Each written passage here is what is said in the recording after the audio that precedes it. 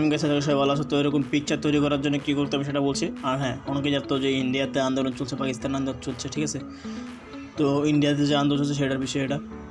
তো অনেকে জানো যে ইন্ডিয়ার আন্দোলন চলছে, কারণ একটা মেয়েকে দর্শন করছে, তার জন্য ফাঁসি চাই। দেখতে পাচ্ছ এখানে আমরা লিখে দিয়েছি ফাঁসি চাই। তো আমি বাংলাদেশতে হলো কি সোশ্যাল মিডিয়ার মাধ্যমে কিন্তু প্রতিবাদ করতে পারো, সোশ্যাল মিডিয়াতে কিন্তু ঝড় তুলতে পারো। আমরা কিন্তু বাংলাদেশে জয় হয়েছে সোশ্যাল মিডিয়ার মাধ্যমে, ঠিক আছে।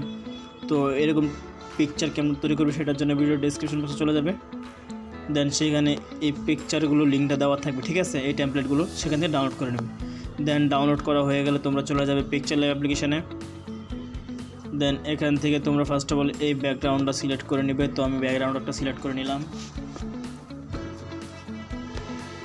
তো দেখতেই পাচ্ছ যে ব্যাকগ্রাউন্ড সিলেক্ট হয়ে চলে আসছে। তো গাইস পাশে মেন রোড, যার জন্য নয়েস আসতেছে, তার জন্য সরি। তো দেখতে পাচ্ছ আসার পর এখানে স্লাইড করবে, দেন অ্যাড ফটোতে ক্লিক করবে। অ্যাড ফটোতে ক্লিক করার পর তোমাদের এখানে একটা ফটো সিলেক্ট করতে হবে, ঠিক আছে, তোমাদের মনের মতো। তো আমি এখান থেকে একটা ফটো নিয়ে আসতেছি। তো আমি এই ফটোটা আমার নিয়ে নিলাম।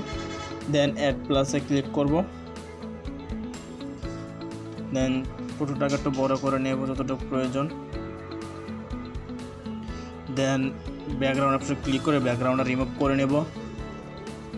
তো কিছুক্ষণ সময় নেবে ব্যাকগ্রাউন্ডটা রিমুভ করে দিয়ে দেবে প্রপারলি। তো দেখতে পাচ্ছ প্রপারলি ব্যাকগ্রাউন্ডটা রিমুভ করে দিয়ে দিয়েছে। তো আমি এটাকে পজিশন মতো তোমরা বসিয়ে নেবে তোমাদের জাস্ট যেরকম পছন্দ। তো আমি পজিশন মতো বসিয়ে নিলাম। দেন এটাকে সেভ করে দিলাম। দেন আবার তোমরা চলে যাবে অ্যাড ফটোতে। দেন এখান থেকে ওই লেখাটা নিয়ে আসবে, এই যে লেখাটা আমরা কিন্তু ফাঁসি চাই, এই লেখাটা নিয়ে আসবে। দেন এই লেখাটাতে এখানে অ্যাড করে দেবে। দেন এই লেখাটা চলে আসবে। তো তোমরা লেখাটাকে তোমরা এখানে অ্যাড করে দেবে, ঠিক আছে। তো এই লেখাটা আমি এই পাশে অ্যাড করে দিলাম। দেন এটাকে সেভ করে দিবে। দেন আবার স্লাইড করবে। দেন তোমরা কী করবে, তোমাদের পিকচার যেটা আছে সেটাতে ট্যাপ করবে। দেন এটাকে একটু আমরা করব, হালকা স্লাইড করব, ঠিক আছে। তো এটাকে করে নেওয়া উচিত ছিল, আমি করিনি, তার জন্য সরি। তো এখান থেকে আমরা ইফেক্ট অপশনে চলে যাব। ইফেক্টে ক্লিক করার পর দেন এখান থেকে বি আপলোড ডাউন ক্লিক করে আমরা এই অপশনটা করে নেব, ঠিক আছে। দেন সেভ করে নেব। দেন হালকা এদিকে স্লাইড করব। দেন আমরা পেয়ে যাব শ্যাডো এই বর্ডার অপশন। এখান থেকে আমরা রেড কালারটা সিলেক্ট করে বর্ডারটাকে হালকা করে দেব। দেন আরেকটু বড় করে দিই, হ্যাঁ, প্লাস সেভ করে দিলাম। দেন আরেকটু শ্যাডো দিতে হবে, তার জন্য আমরা চলে যাব শ্যাডো অপশনে। দেন এখান থেকে আমরা এটাকে একটু আগে বাড়িয়ে দিই। দেন এটাকে আমরা পজিশন মতো আমাদের করে নিই। কালারে যাব, রেড কালারটা সিলেক্ট করো, ঠিক আছে। দেন এখন আমরা পজিশন মতো করে বসিয়ে নেব।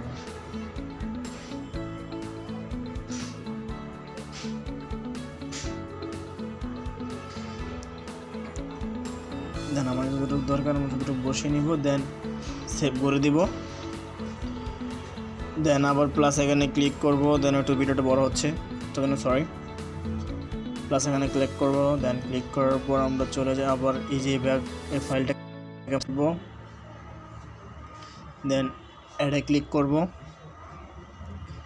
দেন এটাকে আমরা ধরে আমাদের পিকচার অনুযায়ী সম্পূর্ণটা জুড়ে এভাবে